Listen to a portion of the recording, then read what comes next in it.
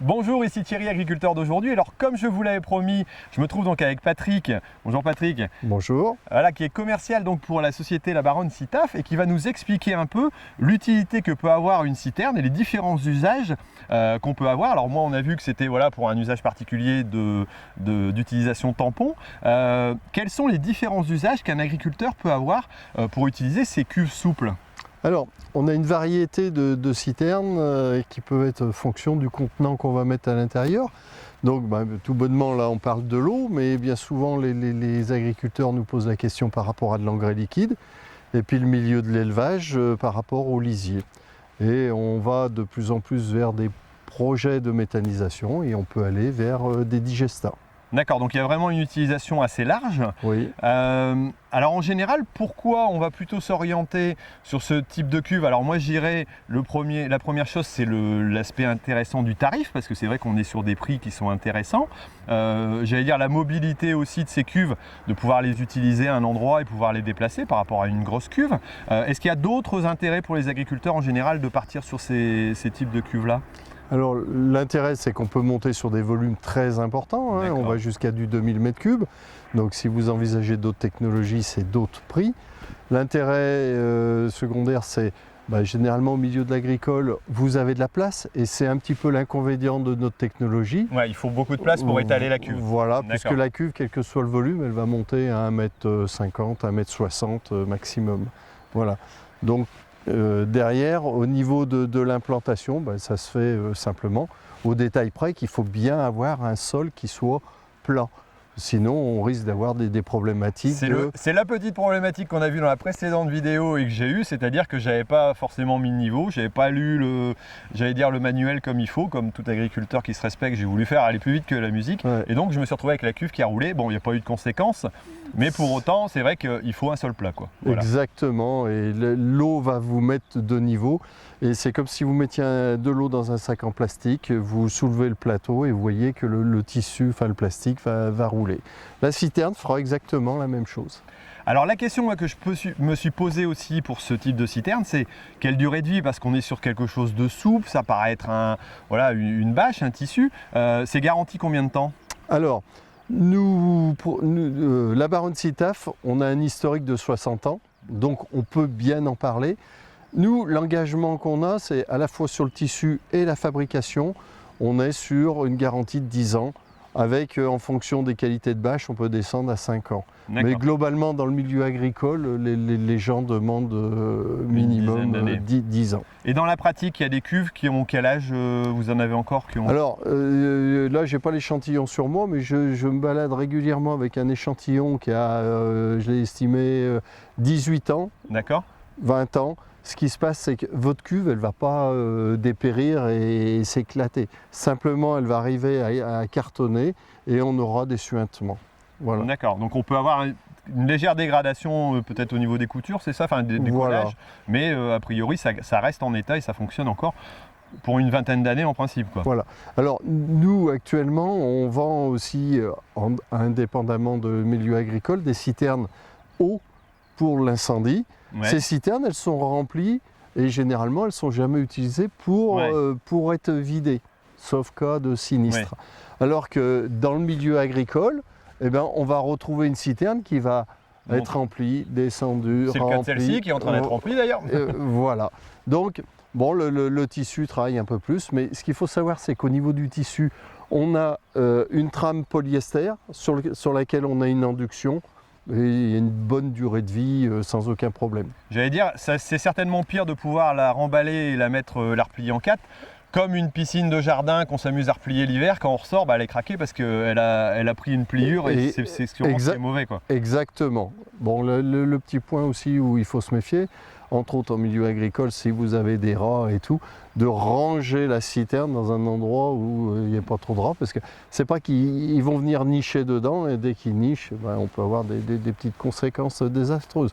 Ceci dit, la citerne souple se répare facilement avec soit une soudure à chaud, voir si c'est un petit trou avec une colle et puis une rustine. Ouais, d'ailleurs, on a un petit kit de réparation qui permet éventuellement, s'il y a un petit trou, bon, moi, il n'y a pas de souci. Peut-être que dans le temps, s'il peut y arriver à un petit accroc, je ne sais pas, le voisin bien qui l'accroche, c'est toujours réparable aussi, quoi. Alors, quand on dit un petit accroc, un accroc de 10 cm maximum. D'accord, ouais. Au-delà, c'est notre service technique qui peut intervenir. Parce qu'on peut la faire réparer bien éventuellement pour modification, quoi. Oui, oui. On a une petite vidéo qui montre les personnes viennent avec ce qu'on appelle un lester, c'est un pistolet à chaud, et avec une roulette, ils vont refaire le mélange de matière de façon à rendre complètement étanche. D'accord. Voilà. C'est vrai que la société La Baronne Sitaf est connue déjà pour son antériorité, son sérieux. Ouais. Donc vous apportez vraiment quelque chose, j'allais dire en plus au niveau du suivi, du conseil éventuellement, parce qu'il y a, j'imagine, des besoins qui sont très variables. Alors on parlait tout à l'heure de méthanisation. Oui. Vous pouvez avoir plusieurs cuves qui contiennent à la fois du digesta, à la fois des produits liquides qui vont servir en méthanisation. Les lisiers, oui. Des lisiers. La cuve à incendie qui sert à côté en cas de secours.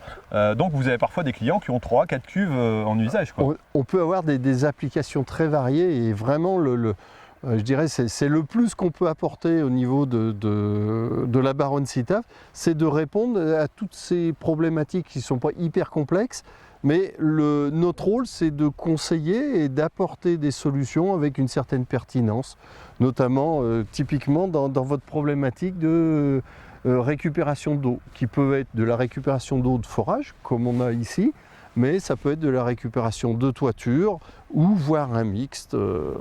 Et bon, un petit peu plus différemment, les gens qui font les traitements de stations d'épuration, on peut mettre des boues et dans ces cas-là, on peut rajouter des systèmes de détection de niveau qui peuvent être gérés par un process et démarrer ou arrêter des pompes. Comme vous le faites avec votre système. Voilà. Parce que c'est vrai qu'à la base, j'ai eu un peu peur. Bon, bien qu'il y ait un trop-plein qui est assez grand, donc théoriquement, il va pouvoir dégager éventuellement si je remplis trop. Le but du jeu, c'est pas de m'amuser à l'éclater, mais vous faites des tests, vous, avec 25% de remplissage en plus en sécurité. Donc quelque part, si on atteint le volume, on est bien, en principe, il n'y a pas de souci, quoi. Vous n'avez aucun souci. D'accord. Aucun souci. Là, dernièrement, j'ai été dans une station d'épuration, on est arrivé, j'ai vu que la citerne, elle me dépassait. Je dis, il se passe quelque chose. Et en fait, ils avaient mis sur le trop-plein un tuyau souple qui avait été coudé et qui faisait que le trop-plein. Donc, elle n'a pas explosé. Voilà, le technicien avec qui j'étais a tout de suite vu la chose. Il a dit, ah, il y a un problème. Il a pris le tuyau, il l'a ouvert et en effet, tout le jus est parti. D'accord, donc là, c'est qu'il y avait trop plein, quoi. Bon, le but, c'est quand même de fonctionner dans les conditions optimales par rapport à ce que préconise la Baronne Sitaf. D'accord. Voilà. Alors, moi, j'ai demandé un équipement pour pouvoir rentrer donc en DN100. On peut avoir des équipements plus petits selon l'usage, parce que ici, j'aurais pu prendre aussi voilà, du petit diamètre, mais vous adaptez vraiment la cuve à l'usage et aux besoins, quoi. Exactement. Que ce soit les entrées, les sorties, le volume, la dimension. Si moi, je vous dis, j'ai un emplacement qui fait 22 mètres sur 19, vous allez pouvoir me faire la cuve qui est adaptée à cet endroit-là. Voilà. Alors, on va chercher à travailler par rapport à des lèses complètes, de façon à avoir le minimum de pertes. Et derrière, on fera la configuration adaptée à votre besoin. Toutes les cuves sont entre guillemets sur mesure ou avec certains niveaux, mais on peut faire du sur mesure, il n'y a pas de problème, quoi. Sans aucun problème. On a des fois des conditions qui sont bien précises par rapport à des emplacements de bâtiments, où on doit se mettre entre deux bâtiments, ou par rapport à une route. Alors, on essaye toujours d'avoir une orientation vers le client final par rapport à des dimensions qui sont, si possible, standards sur la largeur. Et après, quand on est dans le standard de la largeur, on coupera le saucisson dans la différente longueur. Là, dernièrement, j'étais sur un projet de 1000 m3 et par rapport aux dimensions, on pouvait mettre que 983 m3. Bon, ça va, la marge est limitée. Voilà. Mais comme quoi, on est capable de faire le sur-mesure. Alors, petite précision, on peut même, dans des cas de problématiques dues au gel, faire des piquages sous la citerne qui nous mettent totalement hors gel les canalisations. Et donc une citerne qui peut être utilisée en citerne incendie, qui ne va pas être remplie ou remplie, même si gèle, il n'y a pas de souci. Elle ne va pas exploser. Non. Non. Ça va geler à l'intérieur, Ouais. certainement. Alors, même à l'intérieur, ça ne gèlera pas, puisque on a une inertie et un tel volume volume d'eau, ouais. Faudrait qu'il gèle pendant... Le point faible, c'est la vanne. D'accord. La vanne. Donc, ce qu'on peut proposer... Faites le piquage du dessous, alors. Ouais, on fait un piquage dessous si on veut être totalement hors gel, mais si on est dans une zone à risque de gel, on a ce qu'on appelle une protection thermique isotherme qui vient entourer la vanne, qu'on peut remplir de laine de verre et qui nous met une protection jusqu'à du moins 10 degrés environ pendant quelques jours. D'accord, Voilà. ce qu'on a, j'allais dire, dans les raisons les plus froides ici, à part peut-être en montagne. Bon, sachant que moi je gère entre autres le Jura et le Doubs, et je peux vous dire que là-bas... Il peut faire froid. Ouais. Là, pour revenir sur votre problématique de piquage dessous, donc j'ai le même alimentation par une pompe et on va faire un piquage en DN50 dessous pour être sûr qu'on est totalement hors gel et ça lui évite de protéger pendant la période d'hiver sa canalisation. Toute sécurité. Voilà. C'est une configuration qu'on configure avec l'agriculteur en fonction de ses besoins.